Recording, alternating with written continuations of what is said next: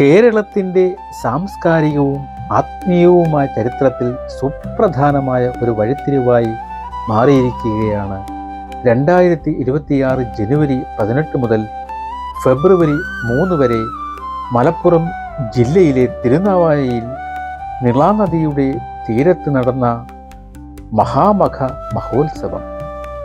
ഉത്തരേന്ത്യയിലെ പ്രയാഗ്രാജിലും ഹരിദ്വാറിലും മറ്റും നടക്കുന്ന കുംഭമേളയുടെ മാതൃകയിൽ ദക്ഷിണേന്ത്യയിൽ പ്രത്യേകിച്ച് കേരളത്തിൽ സംഘടിപ്പിച്ച ഈ ബൃഹത്തായ ആത്മീയ സംഗമം കേരള കുംഭമേള എന്ന പേരിലും അറിയപ്പെടുന്നു.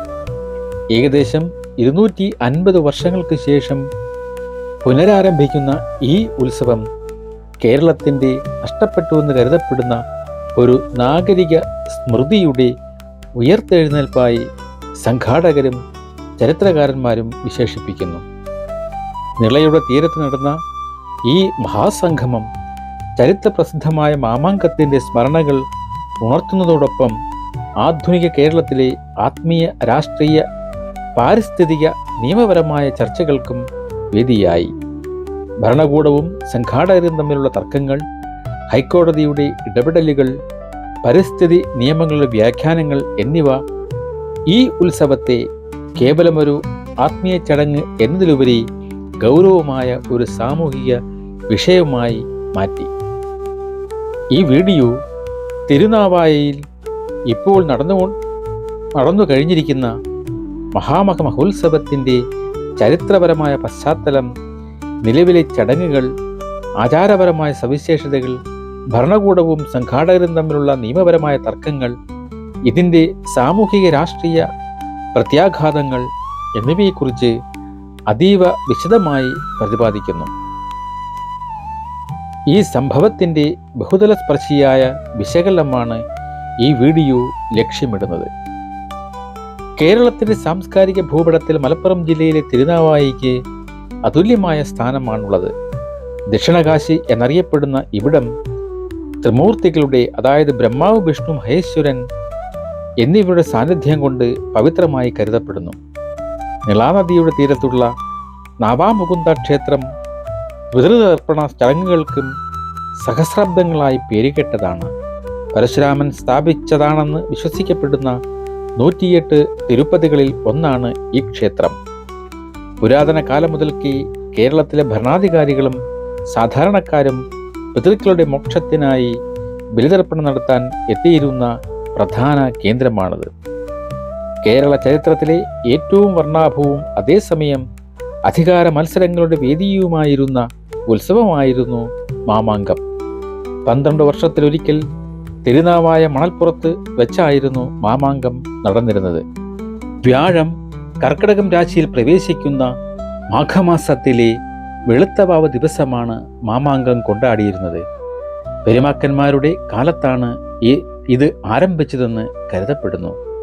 ആദ്യകാലങ്ങളിൽ ഇതൊരു സാംസ്കാരിക വാണിജ്യ മേളയായിരുന്നുവെങ്കിൽ പിന്നീട് ഇത് വള്ളുവ കോനാതിരിയുടെയും സാമൂതിരിയുടെയും അധികാര വടംവലിയുടെ വേദിയായി മാറി. സാമൂതിരി തിരുനാവായ പിടിച്ചടക്കിയതോടെ മാമാങ്കത്തിൻ്റെ രക്ഷാപുരുഷ സ്ഥാനം സാമൂതിരിയിൽ നിക്ഷിപ്തമായി. ഇതിൽ പ്രതിഷേധിച്ച് വള്ളുവ നാട്ടിലെ ചാവേർ പടയാളികൾ സാമൂതിരിയെ വധിക്കാൻ മാമാങ്ക വേദിയിലേക്ക് ഇരച്ചു കയറുന്നതും വീരോചിതമായി മരിക്കുന്നതും മാമാങ്കത്തിൻ്റെ രക്തരൂക്ഷിതമായ ചരിത്രത്തിൻ്റെ ഭാഗമാണ്. 1766 മൈസൂർ ഭരണാധികാരികളായ ഹൈദരാലിയുടെയും പിന്നീട് ടിപ്പു സുൽത്താൻ്റെയും മലബാർ ആക്രമണത്തോടെയാണ് മാമാങ്കം അവസാനമായി നടന്നതെന്ന് ചരിത്രരേഖകൾ സൂചിപ്പിക്കുന്നു. വൈദേശിക ആക്രമണങ്ങളും തുടർന്നുണ്ടായ ബ്രിട്ടീഷ് ഭരണത്തിൻ്റെ ഇടപെടലുകളും നാട്ടുരാജ്യങ്ങളായുടെ ശക്തിക്ഷയവും കാരണം ഈ ഉത്സവം വിസ്മൃതിയിലായി. ക്ഷേത്രങ്ങളുടെ സാമ്പത്തിക അടിത്തറ തകർക്കുന്നതും കാർഷിക സമ്പദ് വ്യവസ്ഥയിലുണ്ടായ മാറ്റങ്ങളും ഇതിന് ആക്കം കൂട്ടി. ഏകദേശം 270 വർഷങ്ങൾക്ക് ശേഷമാണ് ഇപ്പോൾ ഇത്തരമൊരു ബൃഹത്തായ നദീതീര ഉത്സവം അതേ സ്ഥലത്ത്, എന്നാൽ വ്യത്യസ്തമായ രൂപത്തിലും ഭാവത്തിലും പുനരാവിഷ്കരിക്കപ്പെടുന്നത്. മാമാങ്കം എന്ന പദം മഹാമഘം എന്ന സംസ്കൃത പദത്തിൻ്റെ മലയാള തദ്ഭാവമാണെന്ന് ചരിത്രകാരന്മാർ അഭിപ്രായപ്പെടുന്നു. വടക്കേ ഇന്ത്യയിലെ കുംഭമേളയായി ഇതിന് ജ്യോതിശാസ്ത്രപരമായ സാമ്യമുണ്ട്. മാഘമാസത്തിലെ പൗർണമിയും വ്യാഴത്തിൻ്റെ സ്ഥാനവും അടിസ്ഥാനമാക്കിയാണ് രണ്ടിടത്തും ഉത്സവം നടക്കുന്നത്. 2026 നടക്കുന്ന ഉത്സവം പഴയ മാമാങ്കത്തിൻ്റെ ആയോധന രാഷ്ട്രീയ വശങ്ങളെ ഒഴിവാക്കി അതിൻ്റെ ആത്മീയവും സാംസ്കാരികവുമായ വശങ്ങളെയാണ് വീണ്ടെടുക്കാൻ പരിശ്രമിച്ചത്. പഴയ കാലത്തെ പോലെ രാജാക്കന്മാരുടെ അധികാര പ്രകടനമല്ല, മറിച്ച് സന്യാസി വര്യന്മാരുടെയും ഭക്തരുടെയും സംഗമത്തിനാണ് ഇതിന് പ്രാധാന്യം നൽകുന്നത്. 2026 മഹാമാഘ മഹോത്സവം കേവലം ഒരു ഉത്സവത്തിനപ്പുറം കേരളത്തിന് നഷ്ടപ്പെട്ട തനതായ ധർമ്മ പാരമ്പര്യങ്ങളുടെ വീണ്ടെടുപ്പാണ് വിഭാവനം ചെയ്തിരിക്കുന്നത്. പ്രയാഗ്രാജിലെ കുംഭമേളയിൽ നിന്ന് പ്രചോദനം ഉൾക്കൊണ്ട് ദക്ഷിണേന്ത്യയിലെ സന്യാസി വര്യന്മാരെയും ഭക്തരെയും ഒന്നിപ്പിക്കുക എന്നതാണ് ഇതിൻ്റെ ലക്ഷ്യം. പ്രകൃതിയെ സ്നേഹിക്കുക, ആരാധിക്കുക എന്ന സന്ദേശമാണ് ഈ ഉത്സവം മുന്നോട്ട് വയ്ക്കുന്നത്. നദികളെ അമ്മയായി കണ്ട് ആരാധിക്കുന്ന ഭാരതീയ പാരമ്പര്യത്തെ മുൻനിർത്തി മലിനമായിക്കൊണ്ടിരിക്കുന്ന ഭാരതപ്പുഴയുടെ സംരക്ഷണവും ഈ ഉത്സവത്തിൻ്റെ പ്രഖ്യാപിത ലക്ഷ്യങ്ങളിലൊന്നാണ്. ഉത്തരേന്ത്യയിലെ ഏറ്റവും വലിയ സന്യാസി സമൂഹങ്ങളിലൊന്നായ ജൂന അഖാഡയുടെ നേരിട്ടുള്ള മേൽനോട്ടത്തിലാണ് ഈ ഉത്സവം സംഘടിപ്പിക്കുന്നത് എന്നത് ഇതിന് ദേശീയ ശ്രദ്ധ നേടിക്കൊടുത്തു.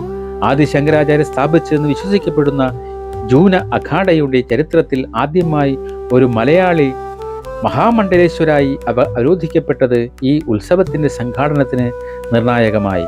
സ്വാമി ആനന്ദവനം ഭാരതിയാണ് ഈ സ്ഥാനത്തെത്തിയ മലയാളി സന്യാസി. സ്വാമി ആനന്ദവനം ഭാരതി തൃശൂർ ചാലക്കുടി സ്വദേശിയാണ്. ഇദ്ദേഹം ഒരു പത്രപ്രവർത്തകനും SFI പ്രവർത്തകനും കമ്മ്യൂണിസ്റ്റ് പാർട്ടി അനുഭാവിയുമായിരുന്നു എന്നത് ശ്രദ്ധേയമാണ്. മാതൃഭൂമി ദിനപത്രത്തിൽ ജോലി ചെയ്തിരുന്ന ഇദ്ദേഹം പിന്നീട് ആത്മീയതയിലേക്കും തിരിയുകയും സന്യാസം സ്വീകരിക്കുകയും ചെയ്തു. പ്രയാഗ്രാജ് കുംഭമേളയിൽ വെച്ച് ജൂന അഖാഡയുടെ തലവൻ സ്വാമി അവധേശാനന്ദ ഗിരിയിൽ നിന്ന് അദ്ദേഹം മഹാമണ്ഡലേശ്വർ പട്ടം സ്വീകരിച്ചു. ഒരു മുൻ കമ്മ്യൂണിസ്റ്റ് പ്രവർത്തകൻ കേരളത്തിലെ ഏറ്റവും വലിയ ഹൈന്ദവ സംഗമത്തിന് നേതൃത്വം നൽകുന്നത് കേരളത്തിൽ മാറുന്ന രാഷ്ട്രീയ സാമൂഹിക ചിന്താഗതികളുടെ പ്രതീകമായി പലരും ഇതിനെ വിലയിരുത്തുന്നു. ഇദ്ദേഹത്തോടൊപ്പം കോഴിക്കോട് സാമൂതിരി കുടുംബാംഗങ്ങളും മോഹൻജി ഫൗണ്ടേഷൻ ചെയർമാൻ മോഹൻജി, വിവിധ ഹൈന്ദവ സംഘടനകൾ, ആധ്യാത്മിക ആചാര്യന്മാർ എന്നിവർ ഈ ഉദ്യമത്തിൽ പങ്കുചേരുന്നു. ലക്ഷക്കണക്കിന് ഭക്തർ ഈ ദിവസങ്ങളിൽ തിരുനാവായയിൽ എത്തുമെന്നാണ് കണക്കാക്കപ്പെടുന്നത്. തമിഴ്നാട്, മഹാരാഷ്ട്ര, കർണാടക തുടങ്ങിയ സംസ്ഥാനങ്ങളിൽ നിന്നുള്ള സന്യാസിമാരും തീർത്ഥാടകരും ഇതിൽ പങ്കുചേരുന്നു. പ്രയാഗ്രാജിലെ കുംഭമേളയിൽ പങ്കെടുത്ത മലയാളിയായ ഭക്തരുടെ ദീർഘകാലമായുള്ള ആഗ്രഹമാണ് ഇത്തരമൊരു സംഗമം കേരളത്തിൽ വേണമെന്നത്. 2026 ജനുവരി 18 മുതൽ ഫെബ്രുവരി 3 വരെ നീണ്ടുനിന്ന ഈ ഉത്സവത്തിൽ വൈവിധ്യമാർന്ന ആചാരങ്ങളും അനുഷ്ഠാനങ്ങളുമാണ് ക്രമീകരിച്ചിരുന്നത്. ഓരോ ദിവസവും പ്രത്യേക പൂജകളും ചടങ്ങുകളും നടന്നു. കാശിയിലെ ഗംഗാ ആരതി ലോക പ്രശസ്തമാണ്. അതേ മാതൃകയിൽ ഭാരതപ്പുഴയിൽ നിള ആരതി നടക്കുന്നത് ഉത്തരേന്ത്യൻ ആചാരങ്ങളുടെയും ദക്ഷിണേന്ത്യൻ പാരമ്പര്യങ്ങളുടെയും ഒരു സങ്കലനമായാണ് കണക്കാക്കപ്പെടുന്നത്. കാശിയിൽ നിന്നുള്ള പൂജാരിമാർ ഇതിനായി എത്തിയത് ഭാരതീയ സംസ്കാരത്തിൻ്റെ ഏകീകൃത സ്വഭാവത്തെ എടുത്തു കാണിക്കാൻ സംഘാടകർ ഉപയോഗിച്ചു. വൈകുന്നേരങ്ങളിൽ നദീതീരത്ത് നടക്കുന്ന ഈ ദൃശ്യവിസ്മയം കാണാൻ ആയിരങ്ങളാണ് തടിച്ചുകൂടിയത്.